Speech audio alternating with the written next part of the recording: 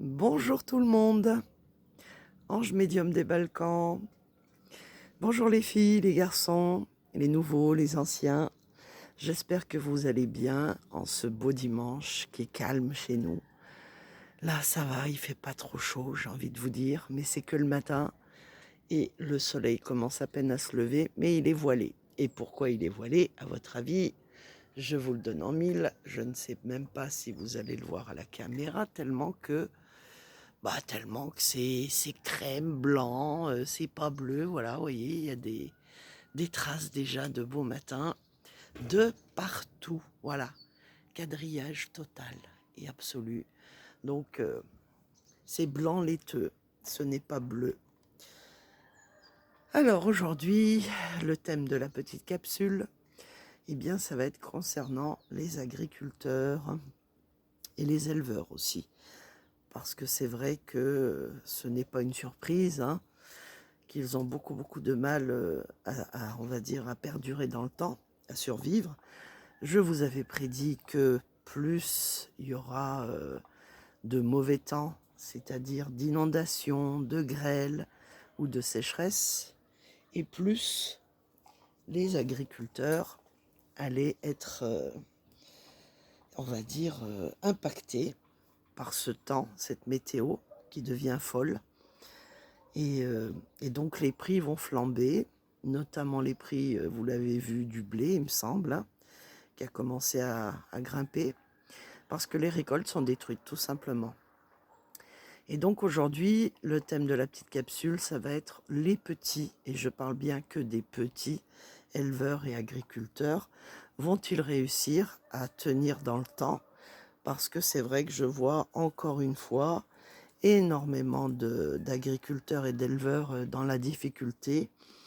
Et on va encore entendre parler d'eux, comme je vous l'avais dit, quand ils avaient manifesté, ce n'était qu'un petit repos avant la reprise de la tempête qui aura lieu dès la rentrée. Donc nous allons prendre toujours l'oracle de Béline et nous allons poser la question, vont-ils réussir à s'en sortir? Vont-ils obtenir des miettes, hein, comme à chaque fois? Et parce que vous savez très bien qu'avec la mondialisation, et depuis que nous sommes dans l'Union européenne, tout va mal concernant les pêcheurs, les agriculteurs, les éleveurs. Donc, nous allons prendre l'oracle et nous allons poser la question. Je vais aussi répondre à la question qu'on m'a posée. Pourquoi, Ange, lorsque les cartes sont à l'envers, vous les remettez droites alors que il faut les lire telles quelles? Eh bien, ça dépend des oracles, ça dépend des cartes. Effectivement, le tarot de Marseille, il a des significations à l'endroit, à l'envers. L'oracle G aussi, par exemple. Mais l'oracle de Béline, non. Il n'y a pas dans son petit fascicule de cartes inversées ou de cartes droites. Donc, je respecte l'oracle tel qu'il a été conçu par Monsieur Edmond. Et donc, je ne vois pas pourquoi je devrais changer. Voilà, là, nous avons la carte du départ concernant les agriculteurs. Je ne vois pas pourquoi je devrais changer justement la façon de tirer les oracles comme ça a été fait à la base, au départ. Après, chacun, bien sûr, est libre de mettre le protocole qu'il veut sur ses oracles ou ses cartes. Mais moi, en l'occurrence, l'oracle de Béline, je ne le tire pas à l'envers, à l'endroit, je le tire uniquement à l'endroit. Ici, ça va impacter les familles d'agriculteurs et d'éleveurs. Donc, nous allons voir s'ils vont réussir à perdurer dans le temps ou s'ils vont être remplacés par les très gros groupes, que ce soit pour l'agriculture ou pour l'élevage. Allez, c'est parti. Les petits agriculteurs vont-ils survivre à ce marasme économique? Les petits agriculteurs vont-ils réussir à survivre avec cette crise économique, avec tous ces concurrents? Vont-ils réussir à survivre? c'est parti. Donc nous avons les petits agriculteurs. Ici, avec la carte de l'intelligence, ils sont plusieurs à travailler, on va dire, de la même manière, de la manière la plus juste et la plus artisanale, puisque ce n'est pas de l'élevage intensif ou OGM ou comme c'est le cas dans d'autres pays, notamment concernant l'élevage, mais les cultures aussi, avec les pesticides et tout ce qui s'ensuit. Et ici, malheureusement, en face, nous avons le vol et la perte. Donc, on va dire que c'est mal barré, parce que justement, ils sont de plus en plus nombreux à déposer le bilan et à ne plus pouvoir s'en sortir ou se faire un salaire en travaillant la terre ou en élevant du bétail. Les événements, ils sont enchaînés malheureusement avec ces échanges commerciaux, on va dire, et donc ils ne sont plus libres de, de faire ce qu'ils veulent et comme ils veulent. Ok, vont-ils disparaître? Ici, nous avons une carte de la réussite, et là, malheureusement, hein, j'ai envie de dire, ou heureusement, pour l'instant, c'est une réussite, mais nous allons voir par la positive, la réponse est plutôt positive, c'est-à-dire oui, puisque si ça avait été une carte négative, ça aurait été non. Mais bon, là, pour l'instant, ils ont encore, on va dire, quelques belles réussites. Et puis ici, ils auront des appuis, des aides. Donc pour l'instant, ça va. Alors nous allons quand même recouvrir toutes les cartes pour voir à l'avenir s'ils vont réussir à s'en sortir ou pas. Et s'ils vont réussir à exister, hein, finalement, à continuer d'exister. Ici, il y a 2 cartes qui ont voulu sortir. Allez, c'est parti. Les petits, vont-ils y arriver? Vont-ils s'en sortir? Les disputes, les conflits approchent, j'ai envie de vous dire. Et septembre, hein, j'ai daté cette carte pour septembre, avec des pourparlers, avec encore une fois des difficultés dans leur métier, notamment à cause de la concurrence et des prix. Ici, avec les pertes, c'est la fatalité. Il va y avoir une fin, la fin de quelque chose, la fin peut-être de leur manière de travailler. Et cette carte, je l'ai datée aussi novembre, décembre, mais pas que, 4 ans aussi. Donc peut-être que d'ici 4 ans, ils vont peut-être, je dis bien, disparaître. Et puis ici, il va y avoir des annonces, encore des effets d'annonce avec Jupiter qui va les concerner, parce que c'est vrai que dès qu'ils manifestent et qu'ils sortent dans les rues ou qu'ils bloquent, on leur donne des petites aides, mais les aides, eux, c'est pas ce qu'ils veulent. Ils veulent vivre de leur métier. Donc ça sert à rien de donner des aides, parce que c'est reculer pour mieux sauter, comme on dit. Ici, avec la réussite, qu'est-ce qui les attend? Encore une fois, il va y avoir les honneurs et le trafic. Donc, c'est concernant leur travail, bien sûr.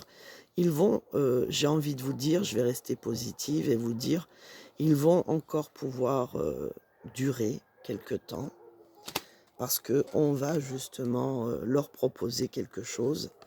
Et puis ici, ça concernera effectivement leur manière de travailler. Donc ce qui serait intéressant de voir, c'est est-ce qu'il faudrait peut-être qu'ils changent leur méthode de travail? Ils vont découvrir quelque chose. Ok, mais quoi? Ici, il va y avoir du changement. Alors, est-ce qu'il sera positif pour eux ou négatif? Telle est la question. Aïe, aïe, aïe. Donc, ils vont avoir encore quelques belles années ou beaux mois devant eux. Mais malheureusement, avec la carte de la stérilité, ça ne va pas durer. Donc, j'ai envie de vous dire que les petits, si on ne sort pas de l'Union européenne, ou du moins si on ne change pas les accords prévus, eh bien malheureusement, les plus petits risquent de disparaître au détriment des fermes à 1000 vaches, des cultures pareilles intensives. Donc ça va être compliqué pour les agriculteurs et les éleveurs, on va dire pendant 4 ans, là, puisque pour moi, mes yeux sont attirés sur le 4. Donc voilà, c'est ce qu'il en est. Donc On va voir si ils vont être obligés de changer leur méthode de travail, que ce soit dans l'agriculture ou dans l'élevage. Vont-ils être obligés de changer leur méthode? Peut-être justement de... Vous savez, il y a en Chine, je crois, ils sont en train de faire des expérimentations sur les cultures verticales. Donc, est-ce que peut-être, je dis bien peut-être, ils vont devoir changer leur méthode de travail et se mettre à des cultures verticales? Je pense que ça serait intéressant de poser la question. Ça fera l'objet d'une autre capsule, je pense, pour pas que ce soit trop long. Mais là, on va voir, est-ce qu'ils vont être obligés de changer leur manière de travailler pour survivre? Et je parle encore une fois des petits. Est-ce qu'ils vont être obligés de changer leur manière de travailler pour survivre?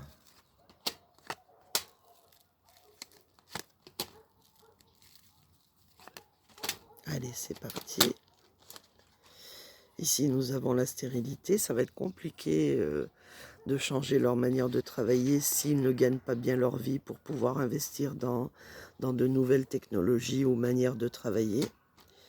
En face, voilà, en face, c'est le travail. Hein, c'est quelque chose qu'il faudrait revoir. Et les événements, pour l'instant, les événements nous montrent qu'ils sont bloqués, coincés dans ce qui se passe actuellement, c'est-à-dire leur manière de travailler, mais notamment par rapport aux lois, par rapport à tout ce qui a changé depuis qu'on est dans l'UE. Vont-ils être obligés de changer? Ils vont être obligés de s'unir, puisque nous avons la carte de l'union. Donc peut-être s'unir davantage, peut-être qu'ils ne sont pas assez unis. Et ici, nous avons les changements, effectivement, mais quels changements? Alors, quels changements est-ce qu'ils vont avoir? Des changements positifs ou négatifs? Alors, l'union, pour avoir une certaine paix, mais aussi pour récolter les lauriers de leur travail. Hein. Et puis ici, enfin le fruit de leur travail plutôt. Et puis ici, il va y avoir un changement concernant leur destinée. Ok. Est-ce qu'il va être positif à l'avenir ou pas? Concernant justement tout ce qui est nourriture. Ok. Aïe, aïe, aïe. Mais ça va être compliqué avec la carte de la méchanceté. Le changement va être très compliqué, comme je vous le dis, parce que ceux qui n'ont pas les moyens, je ne vois pas comment ils feraient pour changer. Et ici, nous avons la passion du métier, la passion de vouloir faire les choses, j'ai envie de dire, à l'ancienne. Mais voilà, il y en a beaucoup qui vont arrêter, qui vont abandonner leur métier. Concernant justement les éleveurs et les agriculteurs. Et ça va prendre du temps.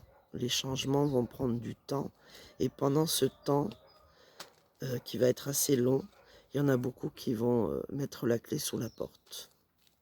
Mais les changements pour ceux qui restent, aïe, aïe, aïe, aïe, aïe, aïe, aïe, aïe, aïe, aïe, aïe, aïe, fatalité. Ouais, bon, écoutez, je pense que là, c'est clair. Les changements vont mettre du temps à arriver.